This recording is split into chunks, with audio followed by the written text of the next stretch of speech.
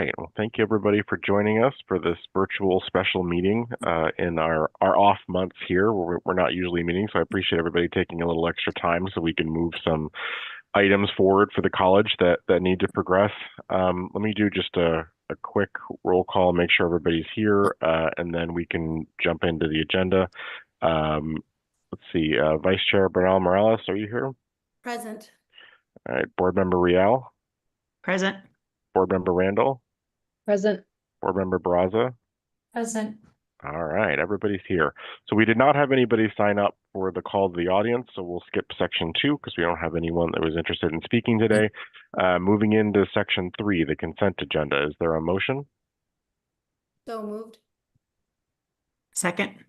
And a second. All right, we'll move to the vote then. All those in favor? Aye. Aye.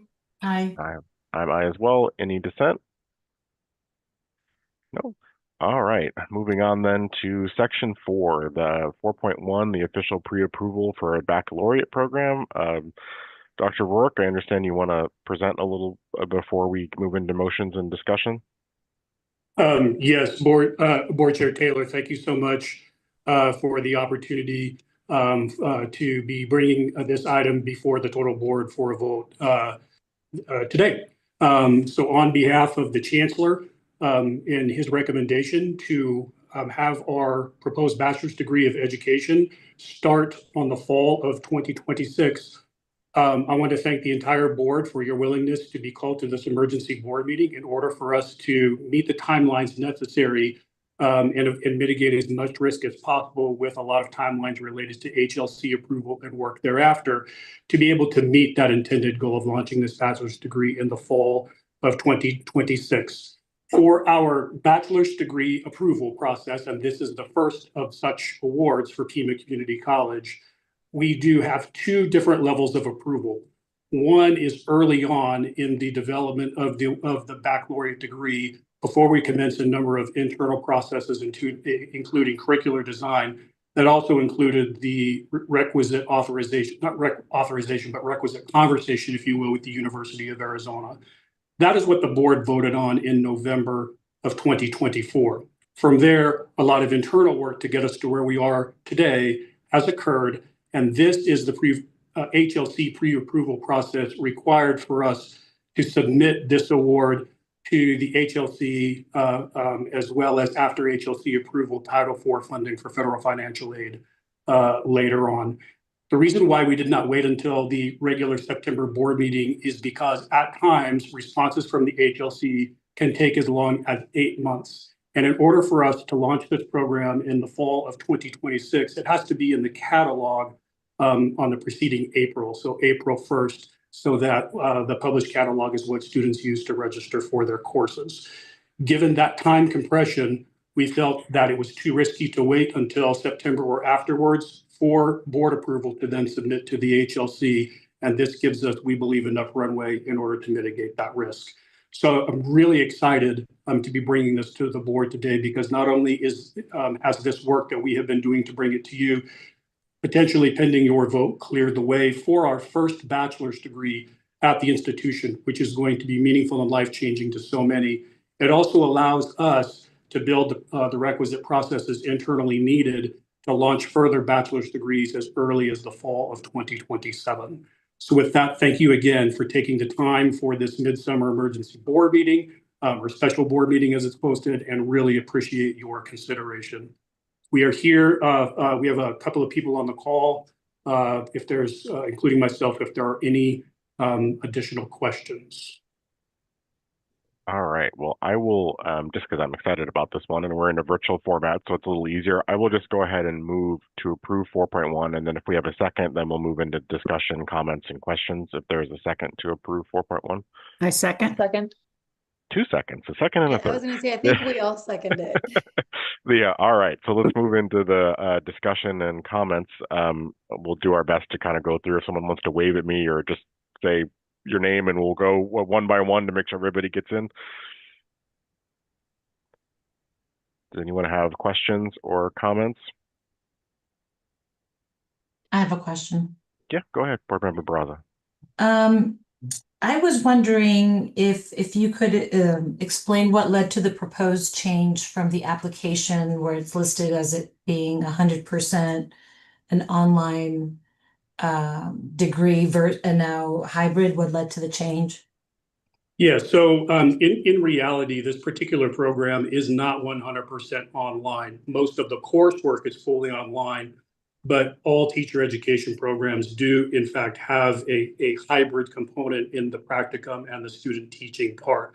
So the reason why we had changed it is because in order for there to be consistency with respect to the HLT looking over all of these documents, we had to have that consistent part across. We had to have it consistently stated as hybrid. So in reality, fully online refers to most of the coursework, but student teaching and practicum courses are, of course, delivered in person and on different teaching sites. Thank you. I have a question. I think I know the answer, but I want to ask for the clarification. So in the documents, you included the letter from Dean Barry, who's no longer at the University of Arizona. Is that a document that needs to be updated with the interim dean at the university or to validate it? Is there any issues with the fact that that dean is no longer there? No, a change in personnel is not anywhere specified as one of the requirements required in the Arizona revised statutes, which the letter addresses all of the points in the Arizona revised statutes in order to be consistent with the University of Arizona. I can tell you that I have subsequently met with the new Provost Prelock at the University of Arizona, and she is fully aware of this offering as well. And really, we already had a conversation about the potential around transfer opportunities into their master's program for future graduates of our bachelor's degree in education. So no, the Arizona revised statutes does not require a continual updating of personnel just to make sure that the comfort level is still there with respect to the institutions. Perfect. Thank you. Any other questions, comments? No, I have just one is a thank you. I know that one part of the original planning was looking towards a potential fall of 2027 launch, and I'm excited to see that we can get it off the ground earlier than that. You know, I can certainly speak with a father of 4 kids in K through 12 traditional public schools. The need for qualified teachers is pretty high in terms of, I mean, I see teachers in my kids' schools leaving the profession, the school district struggling to bring in new professionals or to fill roles. We hear every year across the state about how many unfilled positions there are in public schools, you know, as we get to the beginning of the school year. So I know this is a 4-year program, and so these folks will not be in the workforce for a number of years, but I am excited that that'll be a year earlier than it might have been before, where we could get Pima graduates into the classroom to be able to help meet the needs of students, not only here in Tucson, but hopefully across Arizona. So thank you for all the work that was done to push that up a year so that we could move forward more rapidly. I have a question about financial aid, and I'm wondering if somebody could talk to the different opportunities that may exist or may not exist, or may not exist yet, for students who might be enrolling in this program. What sorts of programs could they expect from Pima? Or I know that there are things like the Arizona Teachers Academy that the legislature funded that can provide, I think, full tuition coverage and other things for students in programs like these. Could someone talk a little bit to that? Yes, I'll speak to some of the high-level details and timelines and what the plans are, and if there's further clarity or detail needed, we can ask other people if in fact needed. I am very welcome on behalf of all of the faculty and the staff who have really worked hard to get us ready for this fall of 2026. Board Chair Taylor, this work would not have happened if not for the leadership and dedication of a large number of people who really challenged our internal processes and norms to get at this point. One such individual is on this meeting, and that is Dr. Jeff Tees, our Vice Provost of Academic Operations, and just thankful and grateful for his work in moving those systems forward as well. With respect to our original plan, as you are aware, it was for fall of 2027, and that included Title IV eligibility for federal financial aid for the baccalaureate degree of education. That said, federal financial aid regs do not allow colleges to offer 2 different programs that lead to the same end, and both of those be federally financial aid eligible. So we have chosen that in 2027, The bachelor's degree will be our candidate teacher program that will be federally financially eligible, and we will rely on the Arizona Teachers Academy to be the primary funding source for students for the post-baccalaureate program. Until then, we have to do a little bit of a switch around.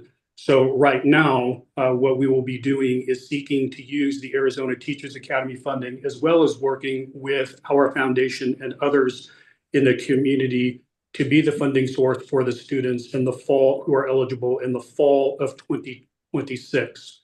Currently, there is a deliberation based on what passed in the legislature this last session as it relates to the Arizona Teacher Academy. And so I am in conversation, I and members of my team are in conversation with Council Sylvan, with our public affairs individuals that report up through him, to work through some disagreements between the community colleges and ABOR with respect to access and those funds. We intend to, however, have that resolved in time for the fall of 26, one way or another, so that we know where the primary funding sources for the fall of 26 will come for those students.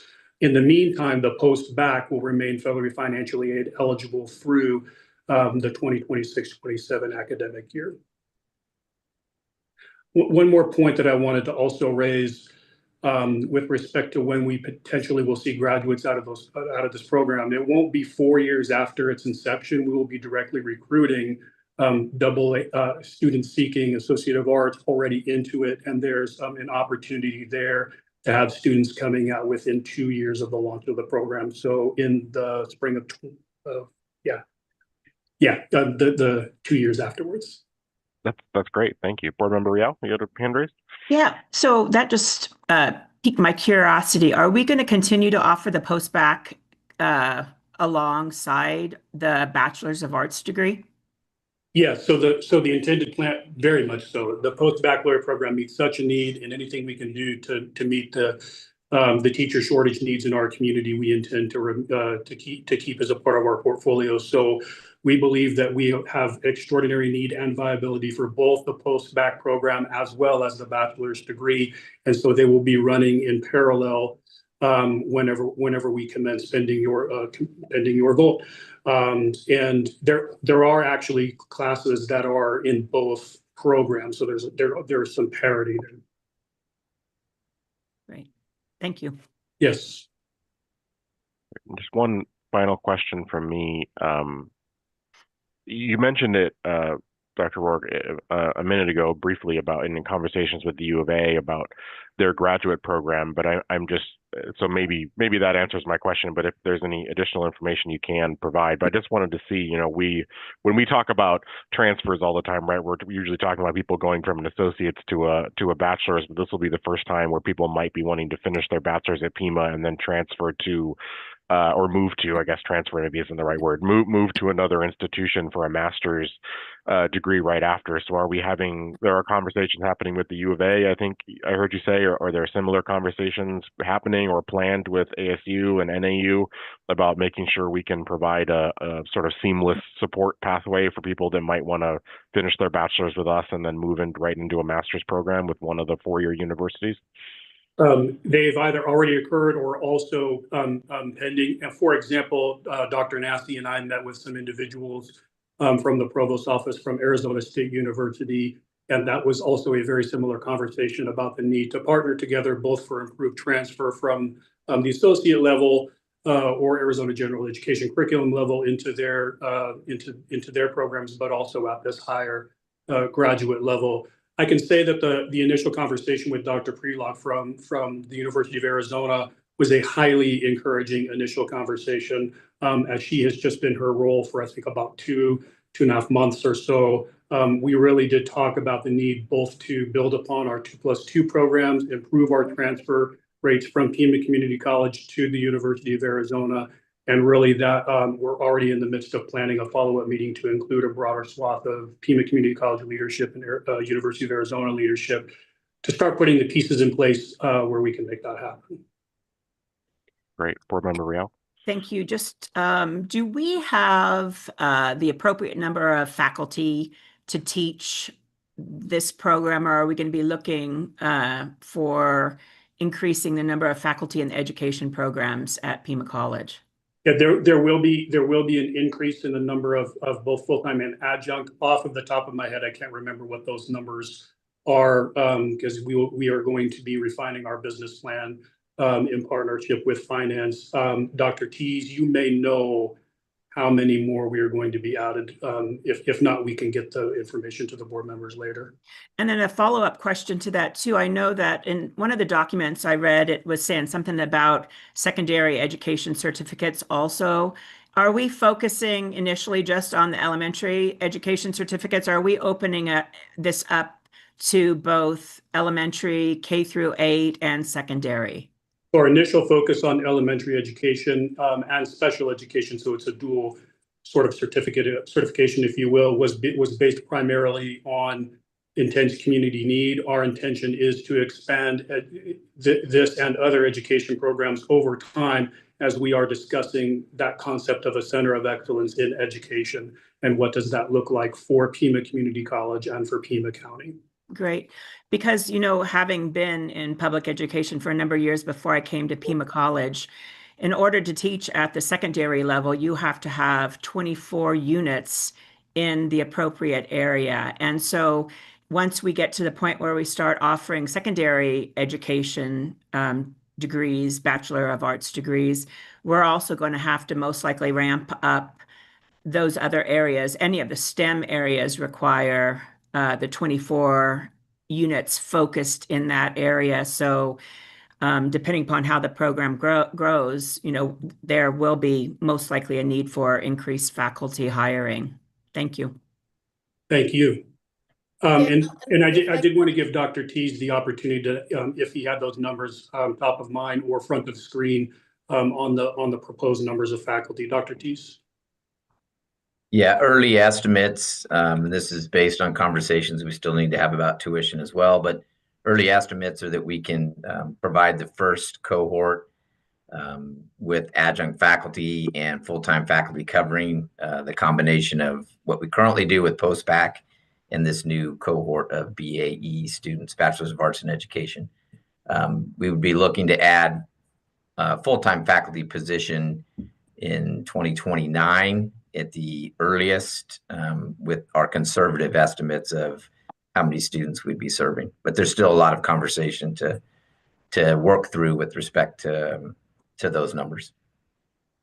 I have one more question, Chair Taylor, if I may. Yeah, go ahead. So back in the day, I remember that in order to teach high school, you had to have at least a bachelor's, and then the state changed those rules. So at some point within the first 3 years, you have to have a master's. I believe that's still the case. I looked on the state of Arizona Department of Education website, and it's not very clear anymore what is going on. But so it was my remembrance that in order to teach associate's degrees, you had to have a bachelor's degree. And in order to teach bachelor's degrees, you had to have a master's degree.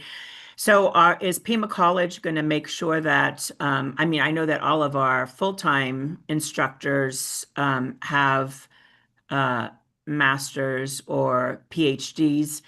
But I'm not aware of, like, do we make sure that those same requirements, academic, I can't remember what it was called, but certification, are we making sure that we're going to fall in line with all of those requirements, not just what we have, but also what the state has as far as, you know, the instructor qualification, academic qualification, I think that's what it was called.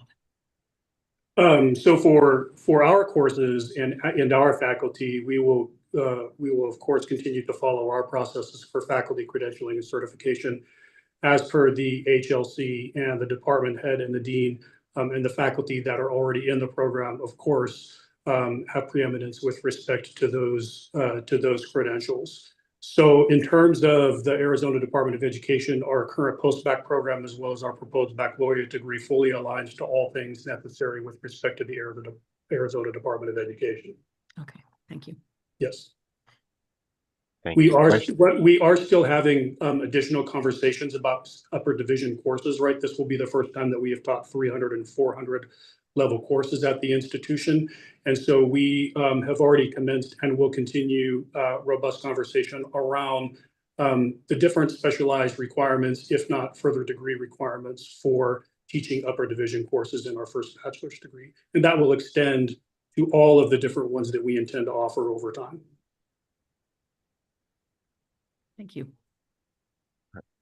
Vice Chair Morales, did I hear you trying to ask a question earlier, or are you good? I'm good. That's fine. I have a question, but it's not related to the decision that we're going to make on our vote, so it's fine. Thank you. Okay. Any other questions or comments on 4.1? No? All right. I will call the vote then. All those in favor, please say aye. Aye. Aye. Aye. Any dissent? No? Then that passes 5-0. And with that, we reached the end of our agenda. So again, thank you for everybody's time on this off-cycle meeting. I appreciate it. And everybody take care. We're adjourned. Bye, everyone. Thank you. Thank Bye-bye. you. Bye-bye. Thank you.